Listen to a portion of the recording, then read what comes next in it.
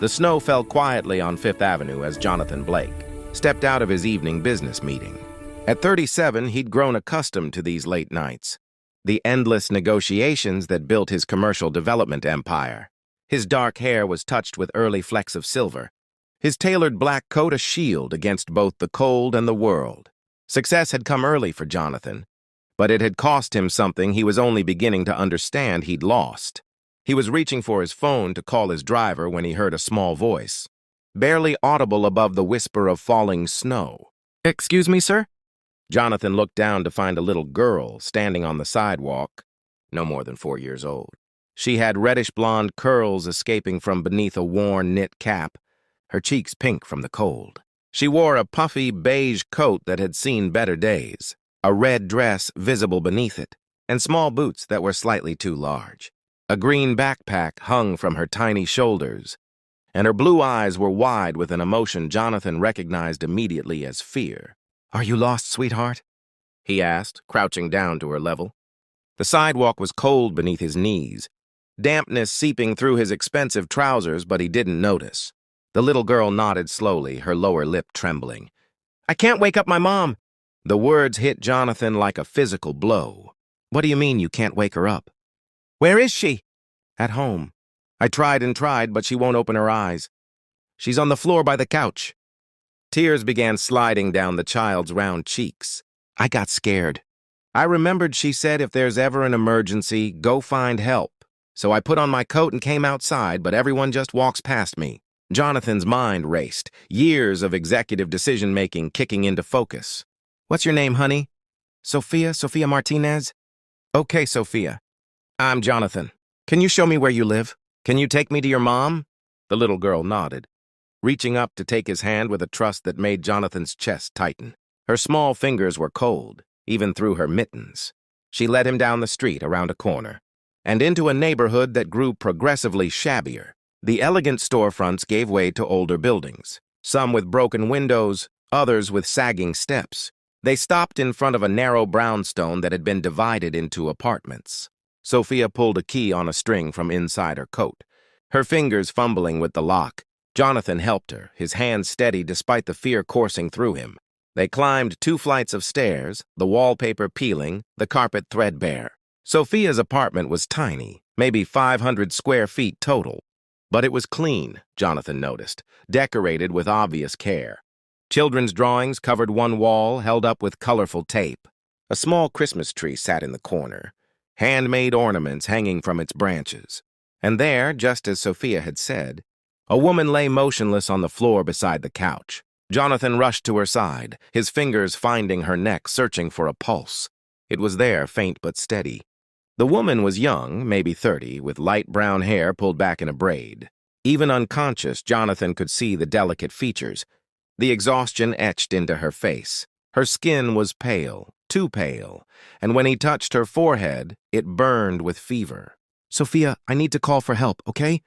Jonathan pulled out his phone, dialing 911 with shaking fingers.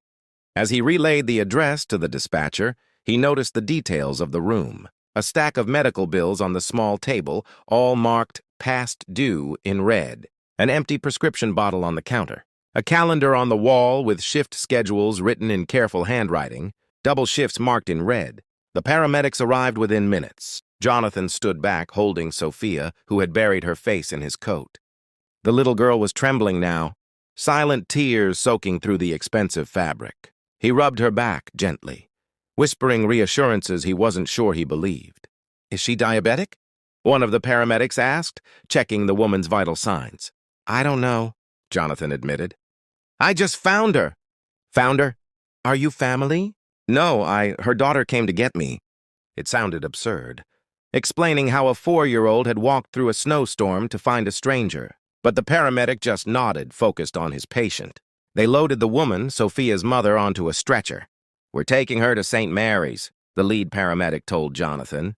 "She's in diabetic shock. Looks like she's been sick and couldn't keep her medication down. She's lucky the little one knew to get help."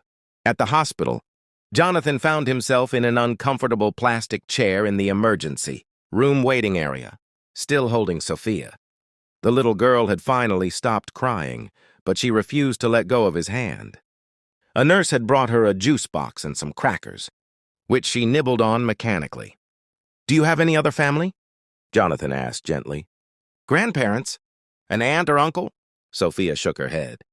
"Just Mommy. My daddy went away before I was born.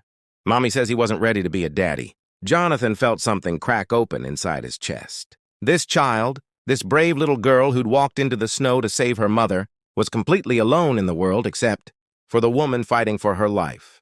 Behind those emergency room doors, a social worker appeared, a tired-looking woman with kind eyes and a clipboard. "I'm Mrs. Patterson," she said softly. "Sophia, honey, can you tell me what happened tonight?" As Sophia recounted the story in her small, halting voice, Jonathan learned more. Her mother, Rebecca Martinez, worked as a night nurse at a care facility across town. She'd been battling the flu for days but couldn't afford to miss work. This evening, after coming home from a double shift, she'd collapsed. Sophia had tried everything she could think of, had even brought her mother water and the phone, but Rebecca hadn't woken up. "I'll need to place Sophia in temporary foster care until her mother recovers," Mrs. Patterson said quietly to Jonathan. "There's no other family and—" "No." The word came out more forcefully than Jonathan intended. He softened his tone. "I mean, isn't there another option? I'll stay with her.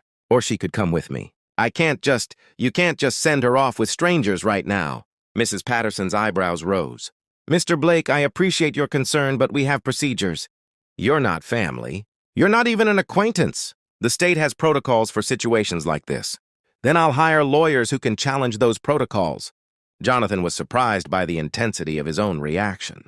This child just saved her mother's life by being brave enough to ask a stranger for help. I'm not going to let her be traumatized. Further, by being taken from the one place she feels safe, which right now happens to be with me. The social worker studied him for a long moment. Then she sighed. "Let me make some calls."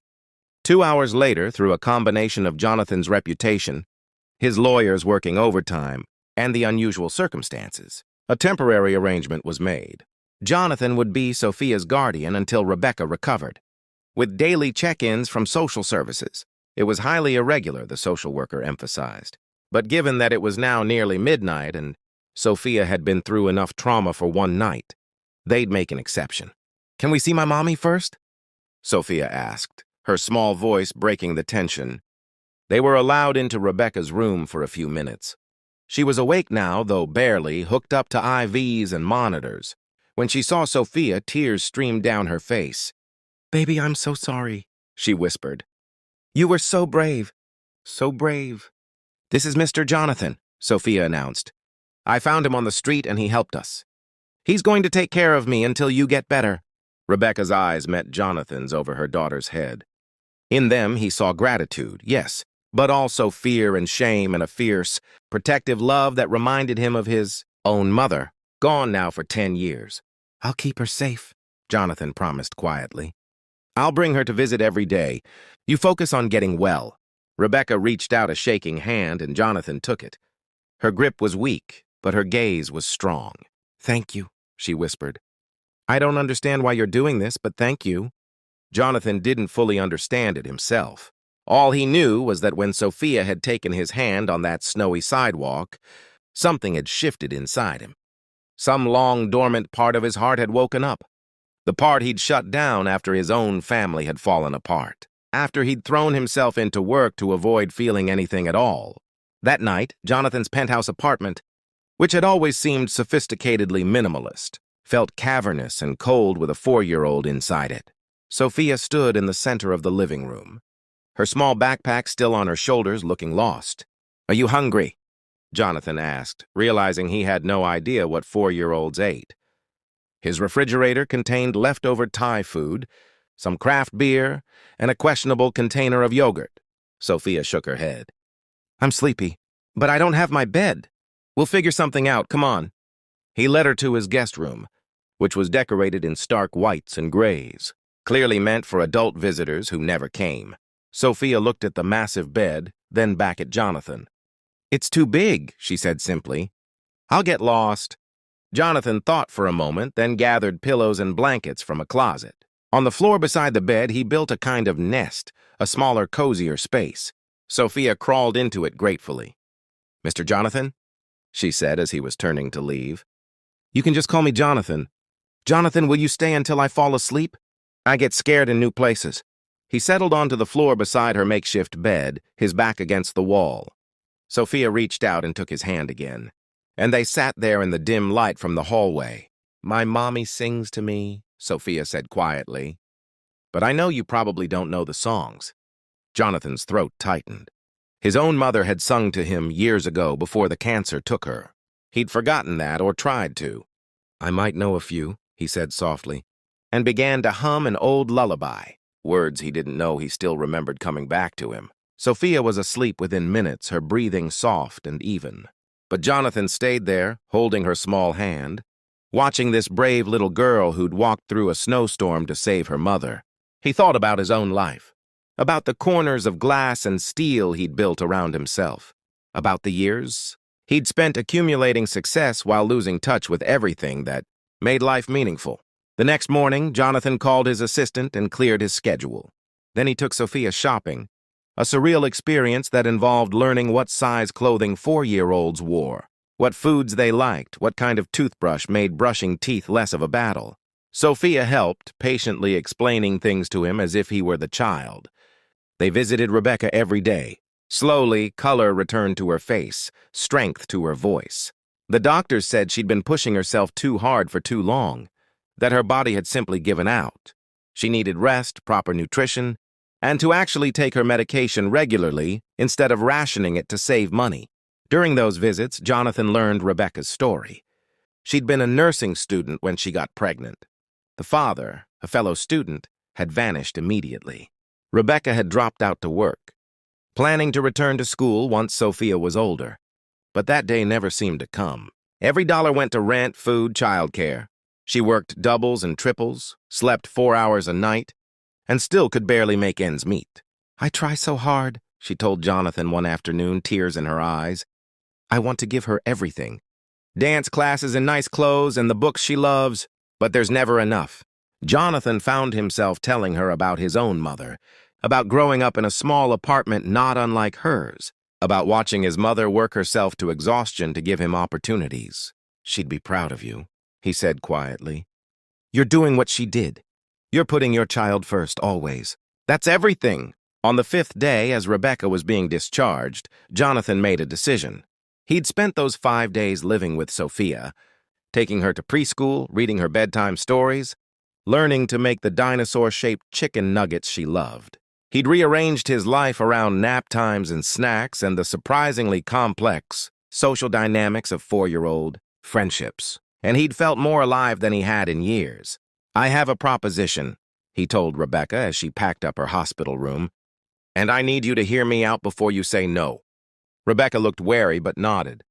"I have a property, a building I've been holding as an investment. It's in a good neighborhood, good schools. There's an apartment there, 3 bedrooms, that's been sitting empty. I'd like you and Sophia to live there. No rent. I can't possibly—" "I'm not finished." Jonathan held up a hand gently. "I'd also like to offer you a job. I need someone to manage the building, handle tenant relations, coordinate maintenance. It's flexible hours, mostly from home. It pays enough that you could work 1 job instead of 3 and still put money away. And it comes with health insurance." Rebecca was shaking her head, but Jonathan pressed on. "Here's the thing, Rebecca. Sophia saved your life that night. But I think maybe she saved mine, too.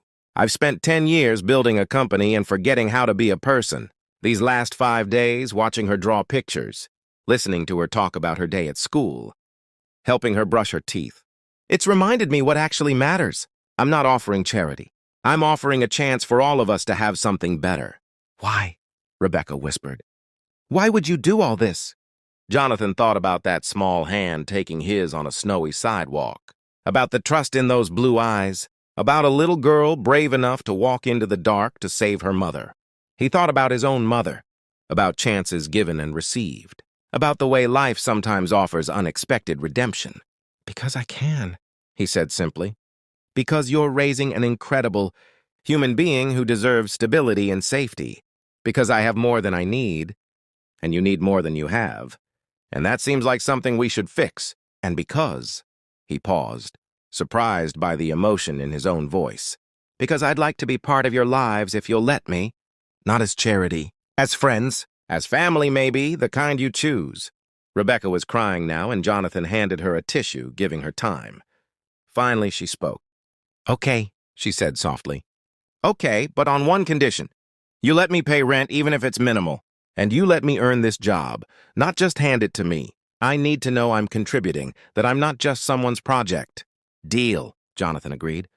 "Though I should warn you, Sophia's already informed me that I'm required to attend her dance recital next month. Apparently I'm family now, whether I agreed to it or not." Rebecca laughed through her tears. "She has a way of deciding these things." 3 months later, Jonathan sat in a folding chair in an elementary school gymnasium, watching 4-year-olds in various states of controlled chaos perform a dance routine. Sophia, in a sparkly blue costume, waved enthusiastically when she spotted him. Beside him, Rebecca squeezed his hand. "Thank you," she whispered. "For everything. For being there that night. For caring." Jonathan squeezed back. "Thank you for raising someone brave enough to ask a stranger for help. For teaching her that the world can be good, even when it's hard." On the stage, Sophia spun in slightly the wrong direction, crashed into another dancer, then giggled and kept going. Jonathan felt his heart swell with an affection he hadn't known he was capable of anymore. His phone buzzed with work emails, negotiations that needed his attention, deals that required his focus. He glanced at them, then turned the phone face down. The deals could wait. This moment, this little girl who'd changed his life with 5 simple words, this makeshift family he'd found in the snow, this was what mattered. Later, driving Rebecca and Sophia back to their apartment, with Sophia chattering about her performance and Rebecca laughing at her daughter's enthusiasm, Jonathan understood something fundamental. Success wasn't measured in buildings owned or deals closed. It was measured in small hands trusting yours, in the privilege of being present for ordinary miracles, in the choice to show up and care even when it wasn't convenient or expected. "Sir, my mom didn't wake up," Sophia had said that snowy night, and in asking for help, she'd offered it. She'd reminded a man who'd forgotten how to feel that hearts could still crack open, that walls could still come down, that it was never too late to build something real. The snow was falling again as they pulled up to the building, soft and quiet. Sophia pressed her face to the window, watching the flakes dance in the streetlight. "It's like that night," she said. "The night I found you, Jonathan." "No, sweetheart," he said softly, meeting Rebecca's eyes in the rearview mirror. "That was the night you both found me." And in that moment, with snow falling and a child's laughter, filling the car and a future spreading out before them, full of ordinary days and extraordinary love, Jonathan Blake finally understood what it meant to be truly wealthy.